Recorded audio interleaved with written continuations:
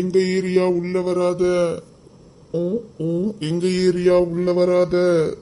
ஏய் பொடி பசங்களா, எங்க ஏரியால வந்து என்னடா பண்றீங்க நீங்களாம்?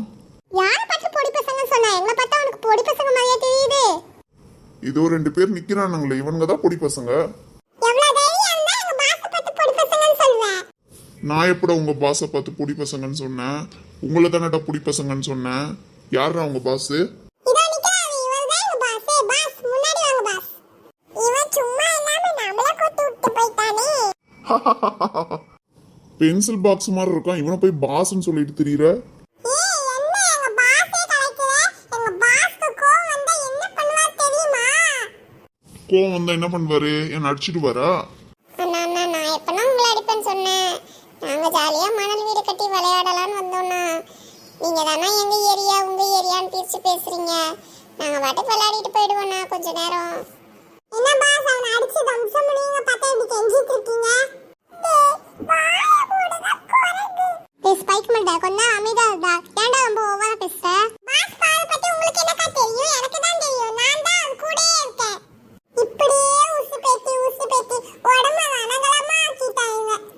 என்னடா ரொம்ப நேரமா நீங்களே பேசிக்கிட்டு இருக்கீங்க, இங்க ரொம்ப நேரமா நான் நின்றுட்டு இருக்கேன். பாஸ் பாஸ் வாங்க பாஸ், கொஞ்சம் நம்ம 2 பேரும் போட்டி போட்டுக்கலாம். யாரு ஜெயிக்கிறான்னு பாப்போம். அண்ணா அண்ணா என் பாவுண்ணா விட்டுருங்கண்ணா. அப்படியெல்லாம் விட முடியாது தம்பி. என்ன போட்டி வச்சுக்கலாம் நீ வேணா சொல்லு. நீ ஜெயிச்சனா நீங்க விளையாடலாம், நீ தோத்துட்டனா இந்த இடத்த விட்டே காலி பண்ணிடணும். கடி ஜோக்கு போட்டிக்கு நாங்க ரெடி. நீங்க ரெடியா? நான் எப்பவோ ரெடிடா. ஃபர்ஸ்ட் நீங்க ஆரம்பிங்க. ஏய் பாஸ் கலக்க போறாரு. பேங்க்ல பணம் எடுக்க போனவருக்கு ஷாக் அடிச்சிருச்சா? ஏன்? ஏன்னா அது கரண்ட் அக்கவுண்டா. எப்பா சாமி, எனக்கு ஷாக் அடிச்சுப்பா. இப்ப நான் சொல்றேன் பாரு, எல்லா ஸ்டேஜ்லயும் டான்ஸ் ஆடலாம், ஆனா ஒரு ஸ்டேஜ்ல மட்டும் டான்ஸ் ஆடவே முடியாது. அது எந்த ஸ்டேஜ்?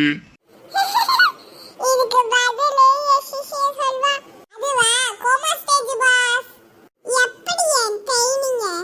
ஒரு பக்கெட் நிறைய தண்ணி இருந்துச்சா, அதுல ஒரு கல்ல போட்டா என்ன ஆகும்? என்ன ஆகும்? தண்ணி நிறைய இருக்கனால கீழே சிந்தும். வேற என்ன ஆகும்? இதெல்லாம் ஒரு கேள்வின்னு வேற கேட்டுக்கிட்டு இருக்கீங்க.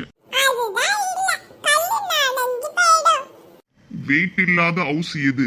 அதுவா லைட் ஹவுஸ். மரமே இல்லாத காடு எது? இது எனக்கு தெரியும் சிம் கார்டு. ஒருத்தன் எக்ஸாம் ஹாலுக்கு போயிட்டு திரும்பி வந்துட்டானா, ஏன்? ஏன்னா அது ரிட்டையர் எக்ஸாமா. பறவை பறந்து போச்சா, போகும்போது முட்டை போச்சா, ஆனா அது கீழே இல்லையா?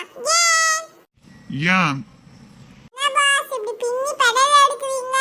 எனக்கே ஆன்சர் தெரியல பாஸ். சீக்கிரம் சொல்லுங்க பாஸ். ஏன்னா அது கட்டி போட்டு இருந்ததா, அதனால கீழே விழலையா?